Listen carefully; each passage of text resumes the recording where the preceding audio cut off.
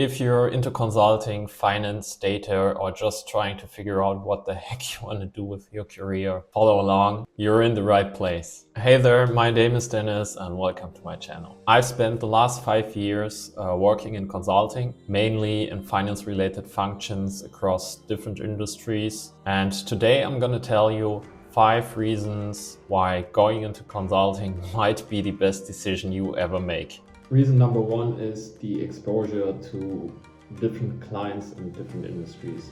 When you go into consulting, it's like speed dating the business world. So consulting is like a buffet of business experience. You get to try everything. For example, 1 month you're analyzing the financials of a deep tech pharma startup, and the next week you're looking at the supply chain of a local manufacturer. The variety is unmatched and gives you the chance to discover what you actually like or enjoy and what you don't like. You'll quickly develop an understanding how different companies and industries tick. You will see best practices, worst case scenarios, and a lot of stuff in between. I think it's the fast track to become well-rounded, adaptable, and maybe even impressively unfazed by chaos. Reason number 2 is a powerful network. Consulting actually throws you in a whirlwind of people, whether it's clients, colleagues, partners, your peers from your onboarding days, or even someone who gives you the next job. Whether it's structured programs like buddy systems, mentoring programs, or spontaneous after work on a rooftop or the coffee chat. The connections you build are priceless, and probably they will serve you for a long time in your career. And don't get me wrong, but networking is not about adding someone on LinkedIn and just growing your LinkedIn network. It's much more about building real relationships that open the door down the road. And yes, of course, client relationships matter. A happy client can extend the project or even pull you into their own company at some point, at some day. For the next project, they maybe request to have the same team, to have you on the team, which consults them. The third reason is the skills. And I think consulting is like a skills bootcamp actually. You will pretty quickly learn how to communicate effectively. And there's this top-down communication, this hierarchy principle, where you start with the end in mind, and yeah, people still appreciate clarity when you share your thoughts. So start with the end in mind, with the result, give the supporting material, and not the other way around. That's something you will learn pretty quick, and from my point of view, that's the most underrated and most important skill, because you're like communicating all the time, whether it's with the client, with the partners. That's something that will serve you lifelong, not only in business, if you learn how to effectively communicate. And then there's obviously the more analytical and more techie skills, like how to turn a messy spreadsheet into a nice looking and presentable dashboard. Maybe you get to do some coding in R and Python, build some work streams in Alteryx, or do some data visualization in Tableau, Power BI. And you will also build up some resilience, some confidence in yourself, some patience, and you will learn how to answer questions effectively, because you learned how to communicate, and you don't have to panic if a more senior colleague, a partner, a senior manager, or even the client asks you questions. And these skills will stick with you long after your consulting days. And reason number 4, the learning curve. And let's be honest, consulting isn't easy. You're expected to learn fast, make mistakes, and recover even faster. You will have to figure out some things with limited instructions, so there's nobody holding your hand or standing right beside you and looking over your shoulder. So you will get a task, you will get an assignment, and you will have to figure it out from there. There will always be support if you need it, but be smart about the questions you ask. You will just get better by doing, by failing, and doing again. And probably within the first 2 years, you will learn more than a corporate role can teach you in 3. That's not to say that you won't learn something in corporate, but the variety of your tasks and the exposure to different clients and industries gives you a so much broader sense of the whole economy of the business world. Or if you focus on one specific area, let's say you're into automotive or into software companies, whatever it is, it gives you so much, you see so much more if you just decide from the start of your career, I want to go into a manufacturing company, and you just see these manufacturing company and your own company, and obviously you should know what the competitors do, and you will probably, but if you're into consulting, this you get into those companies, even if it's for a short period of time.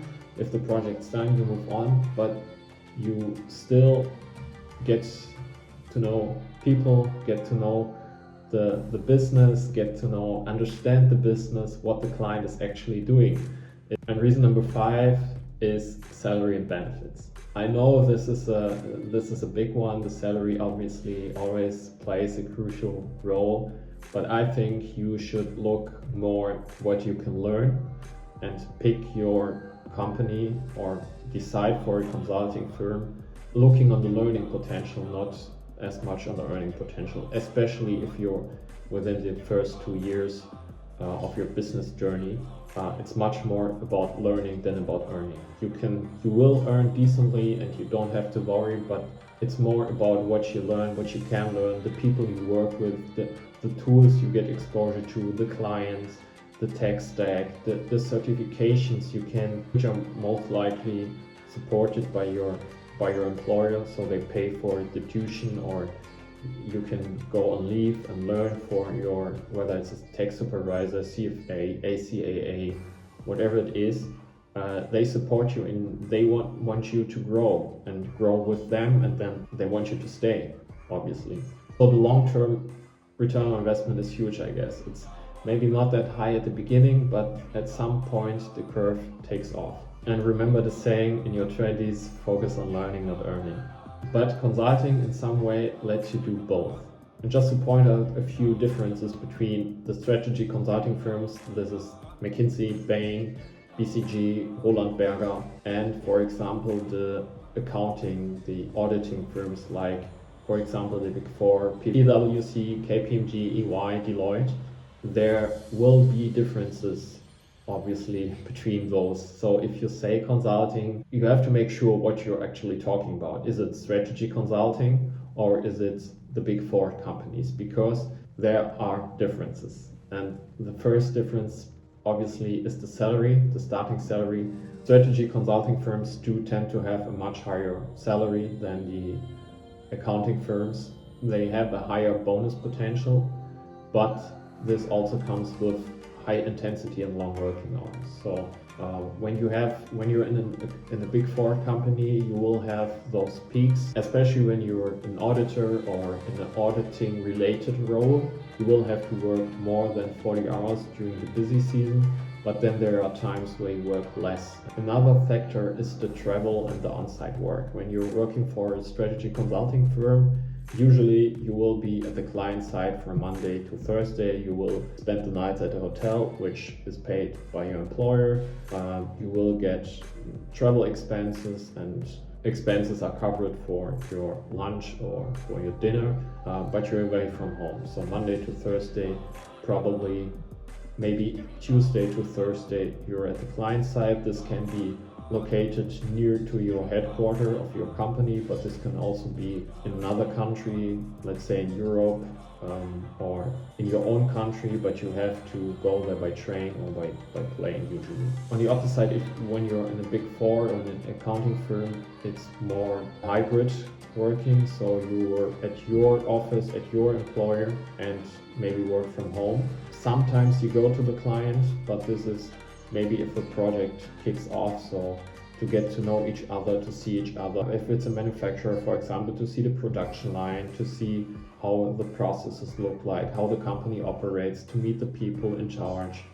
But usually the work is done at your own office or in your home office, so there's not that requirement to travel that much compared to strategy consulting. what do they both have in common? And it's project work, so we work with clients, project on a fixed term basis. In one way or another, it's analyzing and reporting.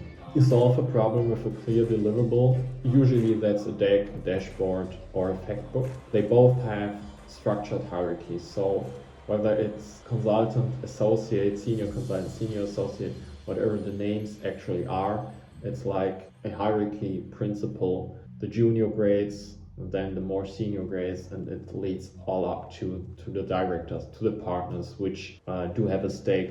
Most often they do have a stake. They're equity and non-equity partners.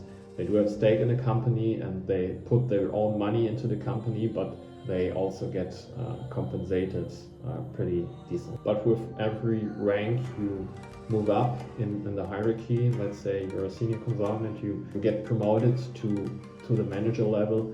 This usually comes with more responsibility, more client interaction, and yes, more emails as well. Whether it's strategy consulting or Big Four, both is a client-facing job, or you're in a client-facing role. So be prepared to answer questions, whether it's from the client or from your managers or your supervisors, and conduct yourself professionally. So, final thoughts. Is consulting actually worth it? Yes, but bring snacks and humor. Consulting will challenge you, it will stretch you, and it will teach you things that you didn't even know you needed. You will grow, earn, and build a career foundation that is second to none. Just don't forget to laugh at yourself. If you like this video, give it a thumbs up and subscribe for more real talk about consulting, finance, and tech. And check out my blog for more tools, templates, and stories from the field. See you on the next one. Bye bye.